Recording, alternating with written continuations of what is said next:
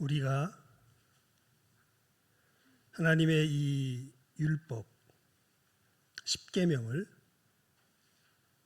우리 마음에서부터 진실하게 지켜 살아가는 존재가 아니라면 우리는 하나님의 진노 가운데 멸망을 당하게 될 것입니다. 여러분, 이것이 우리의 실체요 현장입니다.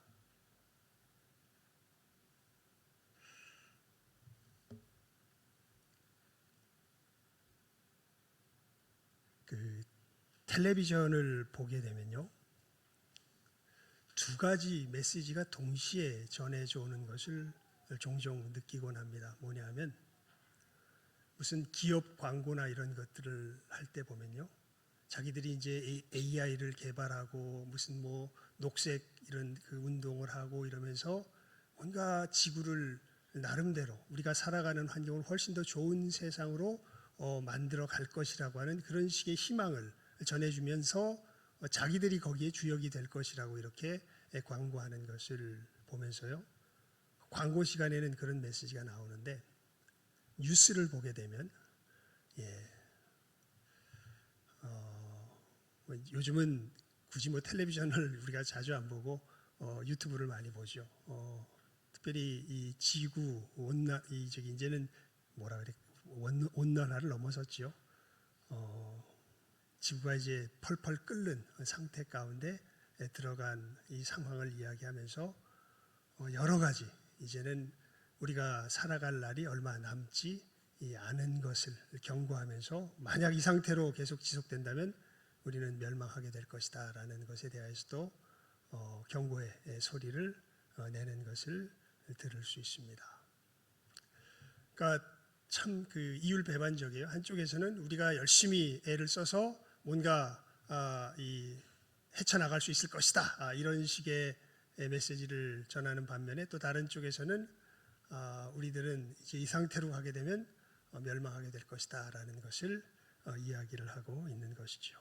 근데 실상은 어떻습니까? 여러분, 우리는요 이 상태로 있으면 멸망하게 됩니다. 다른 것 때문이 아니라 단순히 우리가 자연을 훼손했기 때문이 아니라 성경이 분명하게 이야기합니다.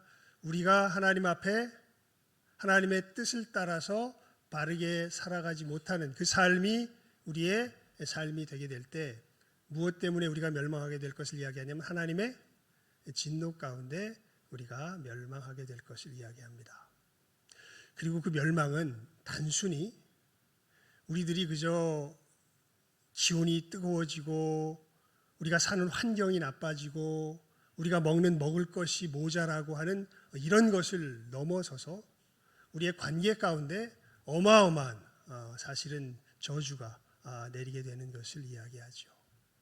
여러분, 십계명에 나와 있는 얘기들은요, 사실은 자연에 대한 이야기는 직접적으로 나와 있는 게 없습니다. 다 하나님과 우리와의 관계, 사람과 사람의 관계에 대해서 이야기하고 있는 것이죠. 여러분, 신앙생활을 제대로 하시려면 세 가지는 꼭 외우십시오. 뭘까요? 십계명, 또 주기도문, 또 사도신경. 그냥 외울 뿐만 아니라 의미를 제대로 좀 아실 필요가 있습니다. 사도신경은 다 암송하시죠. 우리 늘 예배 시간에 하니까. 주기도문도 아마 다들 우리 본 예배 시간에는 그저 주기도송으로 드리지만 다른 예배 시간을 통해서 늘 우리가 하는 기도이기 때문에 다들 외우실 것입니다. 그런데 십계명은 외우십니까? 십계명은 제 생각에 아마 외우시는 분이 손으로 꼽을 수 있지 않을까 싶습니다. 여러분, 우리가 신앙생활을 제대로 하려면 뭘 외워야 돼요? 십계명을 외워야 돼요. 너는 나 외에는 다른 신들을 내게 있게 말지니라. 너를 위하여 새긴 우상을 만들지 말며 그것들에게 절하지 말고 그것들을 섬기지 말라. 여호와의 이름을 망령되이 일컫지 말라. 안식일을 기억하여 거룩히 지키라. 내 부모를 공경하라. 살인하지 말지니라. 간음하지 말지니라. 도적질하지 말지니라. 내 이웃에 대하여 거짓 증거하지 말지니라. 내 이웃의 집을 탐내지 말지니라. 이것을 어디에서부터? 우리 마음에서부터 살아내야 우리가 사실은 하나님 앞에 의롭다 인정함을 받습니다. 그런데 여러분, 우리가 이것을 우리의 마음으로 살아내려고 할 때 우리가 깨달아 알게 되는 것이 사도 바울의 고백이죠. 의인은 없나니 하나도 없으며 깨닫는 자도 없고 하나님을 찾는 자도 없고 다 치우쳐 함께 무익하게 되고 선을 행하는 자는 없나니 하나도 없도다. 그들의 목구멍은 열린 무덤이요 그 혀로는 속임을 일삼으며 그 입술에는 독사의 독이 있고 그 입에는 저주와 악독이 가득하고 그 발은 피 흘리는데 빠른지라.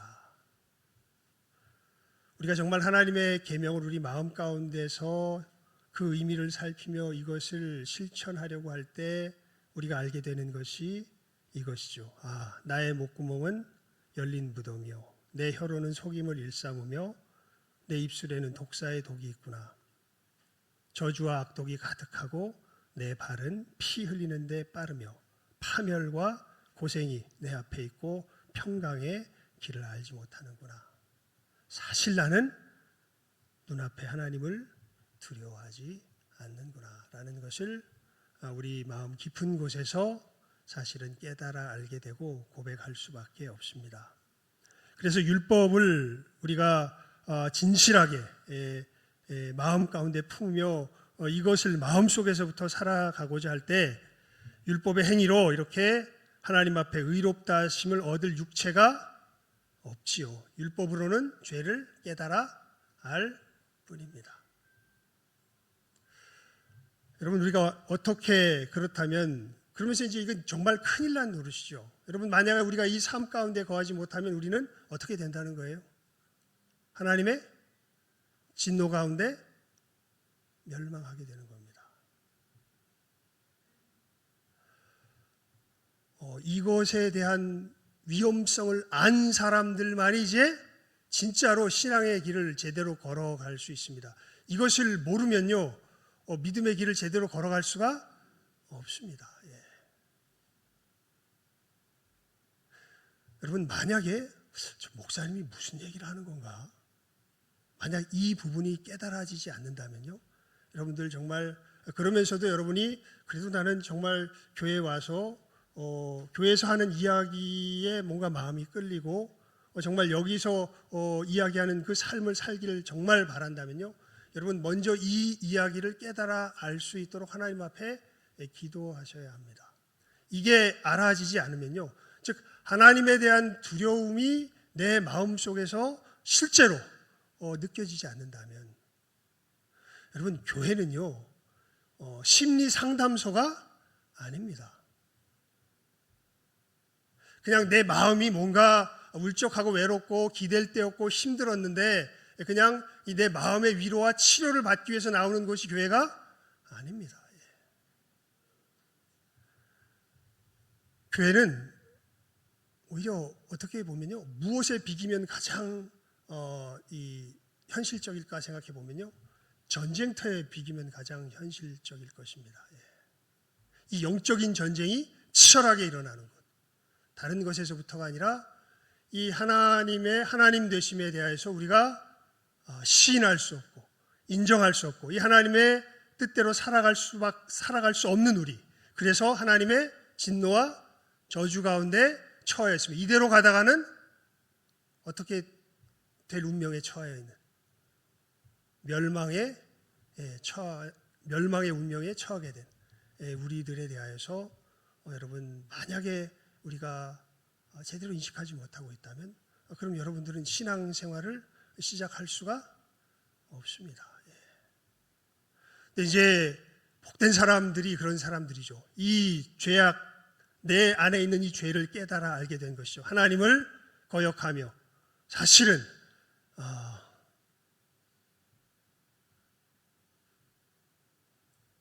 내가 살겠다고 남을 죽이며 살아가는 우리들의 이 저주스러운 모습을 깨달아 알고서 어떻게 내가 이 멸망 가운데서 헤어나올 수 있을까에 대해서 진실하게 고민하는 사람들, 그 사람들이 소망을 찾는 곳이 어디예요?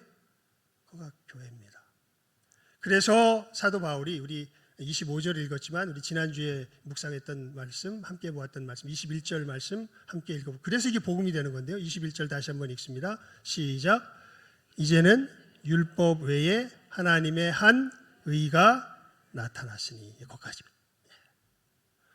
그러니까 우리가 우리 스스로의 힘 속에서 이 율법을, 정말 율법의 삶을 쥐어짜내려고 하면 할수록 우리가 깨달아 알게 되는 것은 나는 하나님을 거역하며 나는 죄악 가운데 멸망할 수밖에 없는 죄인이구나라는 것을 알게 되죠. 하지만 여러분, 우리에게 이 의가 갖추어지지 못하면 우리는 어떻게 되든지 하여튼 멸망에 처하게 될 뿐입니다. 어떻게 우리가 이 의를 갖출 수 있을까? 내 힘으로 애를 쓰면 쓸수록 절망스러운 우리 자신의 모습을 확인하게 될 뿐입니다. 그런데 이게 복음이죠. 그런데 우리가 이렇게 애쓰는 것으로 말미암는 것이 아니라 누가 준비하여서 선물로 주는, 하나님께서 준비하여서 선물로 주는 다른 방법으로 우리가 하나님 앞에 의롭게 될 수 있는 길이 이제는 열렸다라는 것이, 그게 뭐예요? 그게 복음입니다. 왜냐하면 우리가 애쓰는 걸로는 뭘 확인하게 될 뿐이냐 하면 내가 정말 저주스러운 존재구나라는 걸 확인하게 될 뿐이기 때문에 그렇습니다. 여러분, 이런 우리가 어떻게 하나님 앞에서 진정한 의를 갖추게 될까요? 즉, 아까도 말씀드렸잖아요. 의를 갖춘다는 건 뭐 어려운 얘기가 아니에요.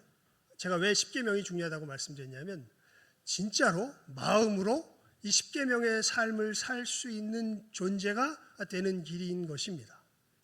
그게 가능해요? 누구로서는 불가능해요. 나로서는 불가능해요.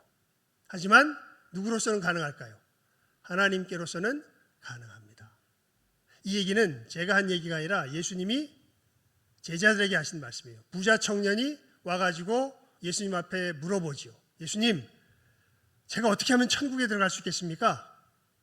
아주 진지하게 물어봅니다. 그러니까 예수님께서 그 사람을 보시면서 되게 처음에는 기뻐하시면서 알려주세요. 네가 계명을 아니까 계명을 지켜라. 그랬더니 이 부자 청년이 이야기하죠. 예수님, 내가 이것은 어려서부터 다 지켰습니다. 그러니까 예수님께서 부자 청년에게 이렇게 보시면서 사랑하시면서 이야기하세요.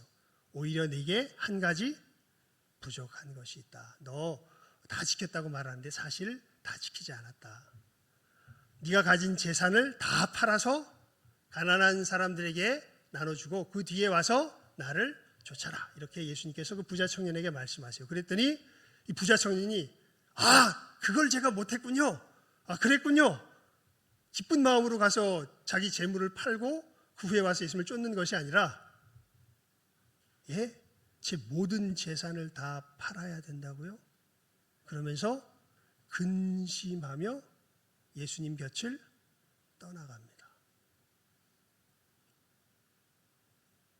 그러니까 그 모습을 제자들이, 그러니까 예수님 말씀하신 거예요. 결국 네가 겉으로는 여러 사람들 도와주고 뭐 착한 일 하는 것처럼 보이지만 사실 너는 누구의 힘으로 그 일을 한 것이 아니라 하나님을 믿는 하나님의 힘으로 그 일을 한 것이 아니라 무엇을 믿는? 돈을 믿는 돈의 힘으로 그 일을 한 것이다.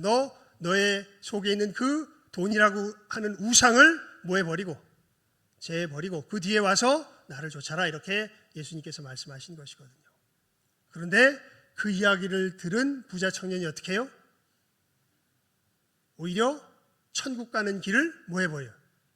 포기해버려요. 근심하며 돌아갑니다. 그러니까 제자들이 그 모습을 보면서요 굉장히 놀래요. 왜냐하면 자기들이 봐도 저 청년은 번듯한 청년이거든요. 정말 정말 소위 말하는 엄마 친구 아들이에요. 똑똑하지, 재산 많지, 성경에는 안 나왔지만 잘생겼을 거예요. 예, 아마 고위직에 있는 것도 같습니다. 재산도 많죠. 게다가 선하지요, 착하지요. 정말 뭐 하나 나무랄 데 없는 사람처럼 보이는데 그 사람이 예수님의 말씀을 듣고 떠나가 버려요. 그러니까 제자들이 이야기하죠. 와, 예수님, 도대체 누가, 저 사람도 천국에 못 간다면 도대체 누가 천국에 갈 수 있겠습니까? 이렇게 예수님께 물어보죠. 그러니까 예수님께서 이렇게 말씀하십니다. 사람으로서는 불가능하되 하나님으로서는 가능하다. 그러니까 그 일이 누구로서는 불가능해요? 사람으로서는 불가능해요. 그러니까 여러분, 근데 한 가지 권고를 드리면요, 여러분, 그 불가능하다라는 것을 여러분들이 스스로 시인할 수 있을 만큼 한번 애써 보십시오.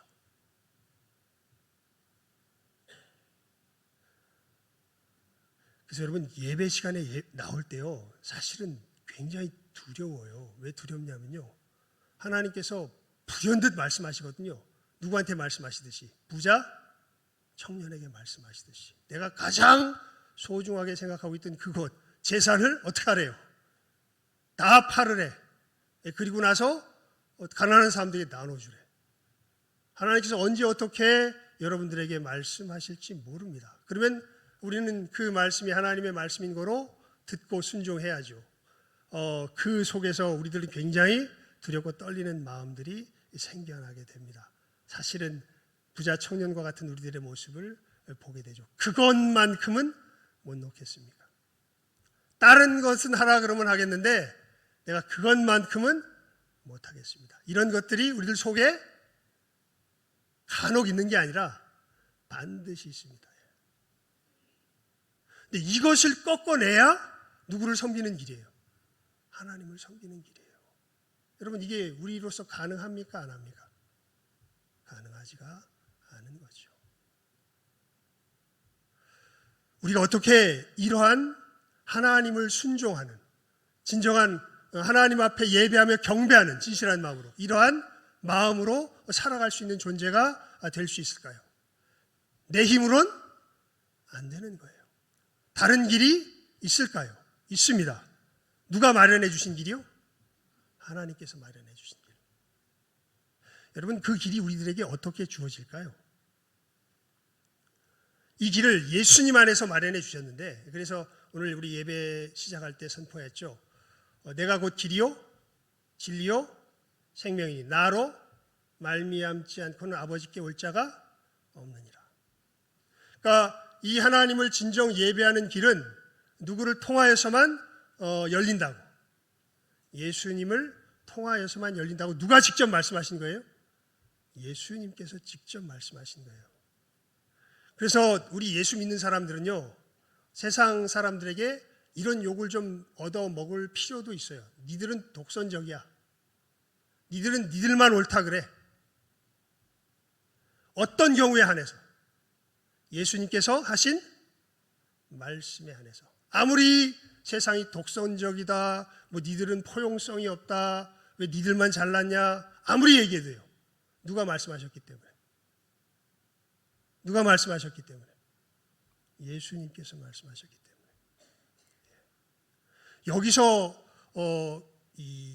진짜 이제 믿음의 싸움들이 시작되죠. 아까 제가 말씀드린 교회는 위로받는 상담소가 아니라 사실은 영적으로 보면 뭐에 가깝다고요?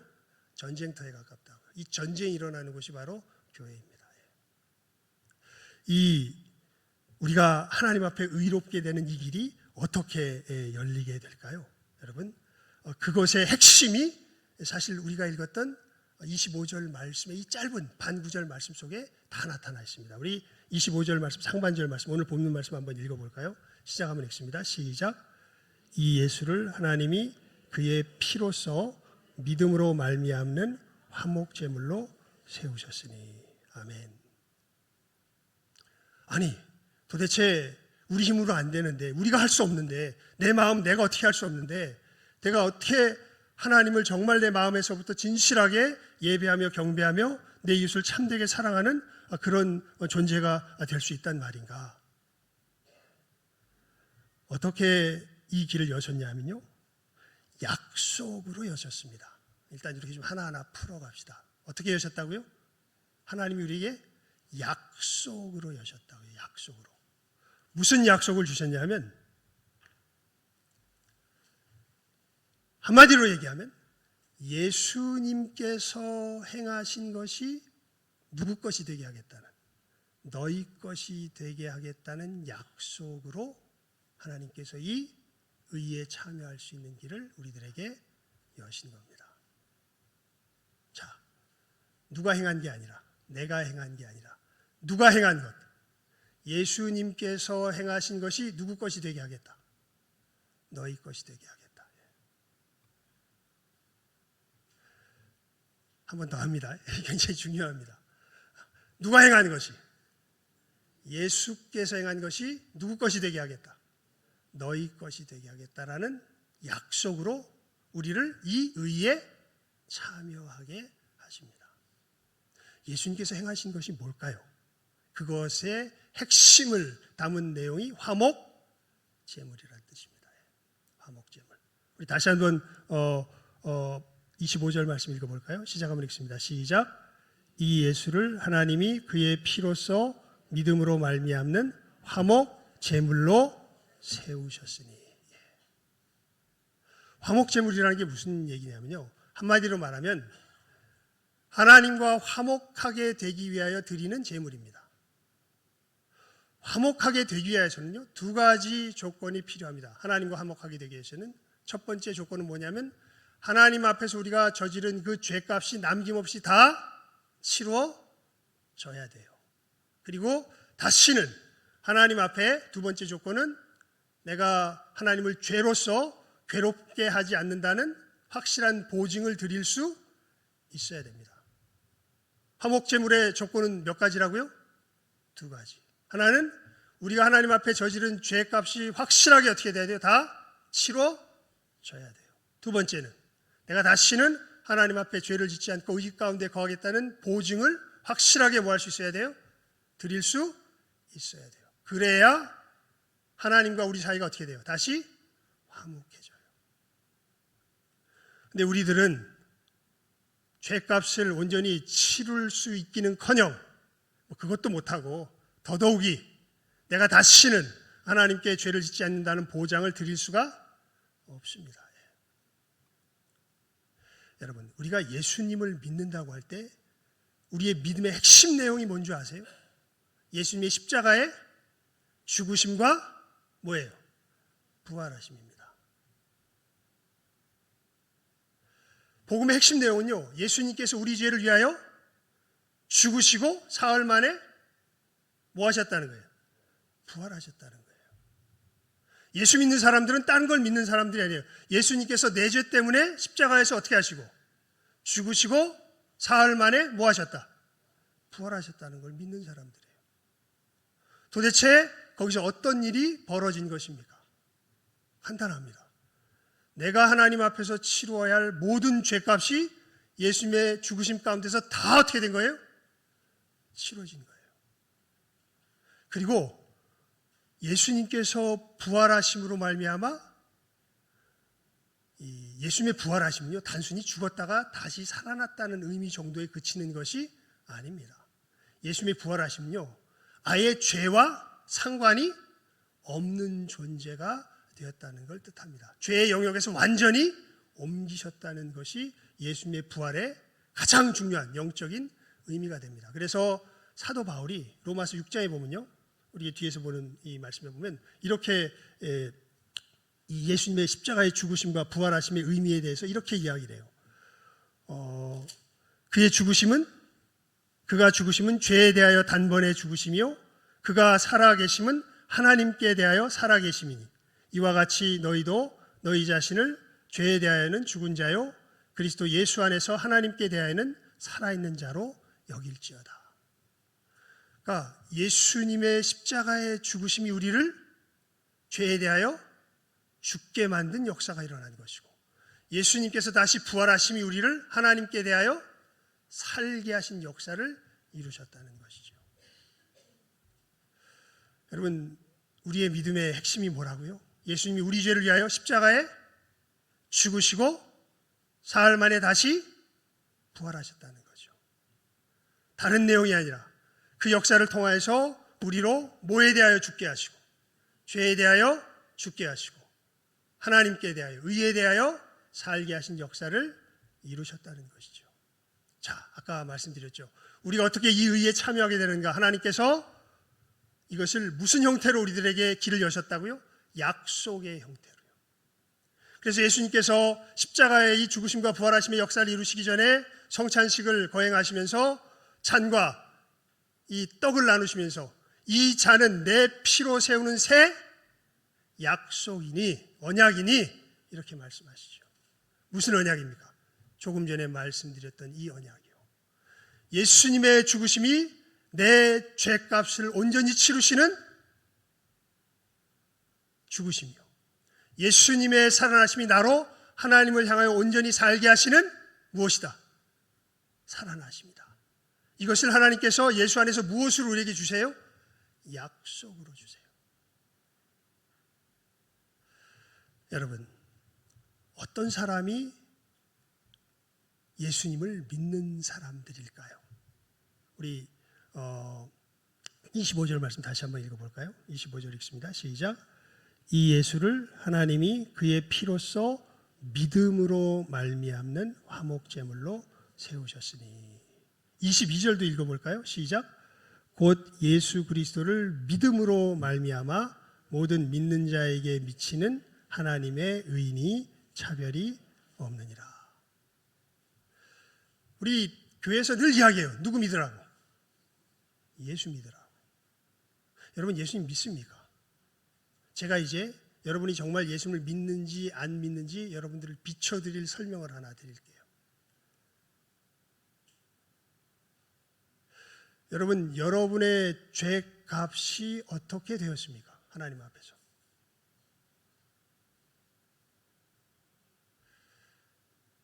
답안지에 답 쓰려고 외우지 마시고 여러분의 마음속에서 분명하게 정직하게 살펴보십시오. 여러분의 죄값이 하나님 앞에서 어떻게 되어 있습니까?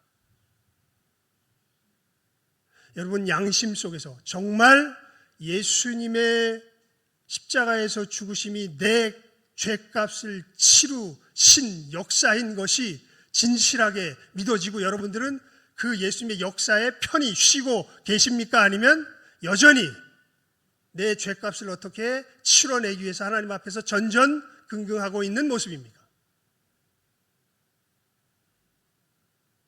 그건 굉장히 분명하죠. 정말로 우리 오늘 옛날 찬송가에서는 188장인데 불러놓고도 잠깐 제가 494장 불렀죠. 만세 반석 열리니 내가 들어갑니다. 정말 여러분 정말 예수님의 그 십자가의 대속의 역사가 여러분의 마음속에서 정말 진정한 하나님 앞에서 내가 이제 더 이상 갚을 죄책이 없다라는 진정한 쉼을 주는 그러한 역사입니까? 아니면 아직도 여전히 여러분들 속에서는 내가 하나님 앞에서 무엇인가 갚아야 할 죄값이 남아있다고 여기고 계십니까? 내가 현실에서 죄를 짓는 것과 내 죄값이 하나님 앞에서 온전히 청산되었다는 것을 아는 것은 전혀 별개의 문제입니다. 저는 후자의 것을 묻는 것이죠. 우리 예수 믿지만 하나님 앞에서 범죄를 저지를 때가 있어요. 요한 사도도 그렇게 얘기를 합니다. 예수님도 친히 말씀하셨죠. 내가 너희 발을 씻기지 않으면 너희가 나와 상관이 없다. 목욕시켜주세요. 한 번 목욕한 사람 다시 할 필요 없다. 하지만 발을 씻기지 않으면 네가 나와 상관이 없다. 그러니까 우리가 죄를 짓습니다. 하지만 여러분, 여러분의 죄값이 정말 예수 그리스도 안에서 온전히 다 사해졌음을 여러분 진실하게 신뢰하며 그 가운데서 평화와 안식을 얻습니까? 정말 예수님의 부활하심이 나를 구원하신 역사가 되어서 나는 비록 지금 이 땅 가운데서 이렇게 여러 가지 넘어지고 자빠지고 하는 부분이 있지만 이제 내가 하나님 앞에 설 때는 확실하게 누가 지금 하나님 앞에 온전하게 서 계신 것처럼 부활하신 예수께서 하나님 앞에 온전하게 서 계신 것처럼 나도 하나님 앞에 어떻게 서게 될 것이다. 예수님의 이 부활의 모습 가운데 온전하게 서게 될 것이다 라는 분명한 믿음이 있습니까? 없습니까? 더 애를 써봐야죠. 이거는 사실은 제대로 된 믿음이 아닙니다. 서기 위해서 애를 쓰는 건 아니에요. 애를 쓰는 건 맞습니다. 예수 안에 있어서 우리가 넘어져 있고 이 넘어진 것을 주님의 은혜 가운데서 다시 한번 회복시키면서 애를 쓰는 건 맞는데 내가 누구 앞에 서기 위하여서 하나님 앞에 서기 위하여서 애를 쓰는 건 아니에요. 내가 누구 죄를 씻기 위하여서 내 죄를 씻기 위하여 애를 쓰는 건 아닙니다. 그래서 전도 폭발에서는 이 믿음에 대해서 이런 식으로 설명을 하는데 아주 좋은 설명인 것 같아요. 여러분 의자가 있습니다. 저 의자에 내가 앉으면 서 있다가 피곤한데 최백호 씨인가 서 있는 사람으로 시요 나 되게 옛날 노래입니다.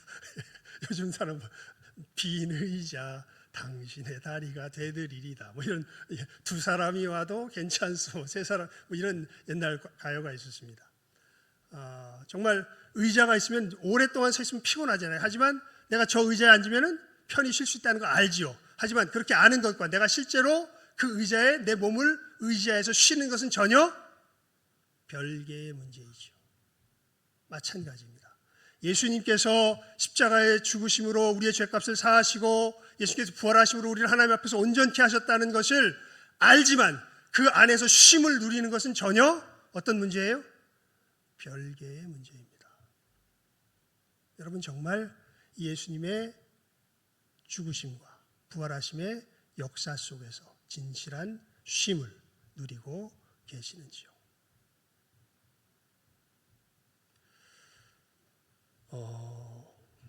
이 약속을 믿는 사람들, 이것이 내 안에 하나님의 정말 말 그대로 신실한 약속으로 내 안에 임한 사람들, 이 사람들이 누구를 믿는 사람들이에요? 예수를 믿는 사람들. 그리고 놀랍게도 이 믿음이 있을 때 우리는 의에 참여하게 됩니다. 즉 누구를 섬길 수 있고 이 땅 위에서도 하나님을 섬길 수 있고 누구를 사랑할 수 있어요? 내 이웃을 사랑할 수 있게 됩니다. 다른 길이 없습니다. 여러분 교회에 오는 이유가 여기에 있습니다. 이 진정한 의를 얻기 위하여서. 누구의 이름으로? 예수의 이름으로. 그래서 사도 요한이 그렇게 이야기하죠. 영접하는 자 곧 그 이름을 믿는 자들에게는, 그 이름을 믿는다는 게 이 예수님의 대속의 죽으심과 부활의 역사를 믿는다는 것을 말하죠. 이 예수님이 내 안에 오셔서 나를 주장하여 주셔서 그래서 사도 바울과 같이 이렇게 고백할 수 있는 사람들이 되는 것이죠. 내가 그리스도와 함께 십자가에 못 박혔나니 그런즉 이제는 내가 산 것이 아니 오직 내 안에 그리스도께서 사신 것이라. 이제 내가 육체 가운데 사는 것은 나를 사랑하사 나를 위하여 자기 몸을 버리신 하나님의 아들을 믿는 믿음 안에서 사는 것이라 말하는 사람들. 이 길 외에 우리가 하나님 앞에 의롭게 될 수 있는 다른 길이 없습니다. 우리 오늘 뭐라고 인사했습니까? 오직 예수님 뿐입니다. 진정한 당신의 고백입니까? 정말 내 양심 깊은 곳에서 정말 나에게는 누구밖에 없습니다. 예수님밖에 없습니다.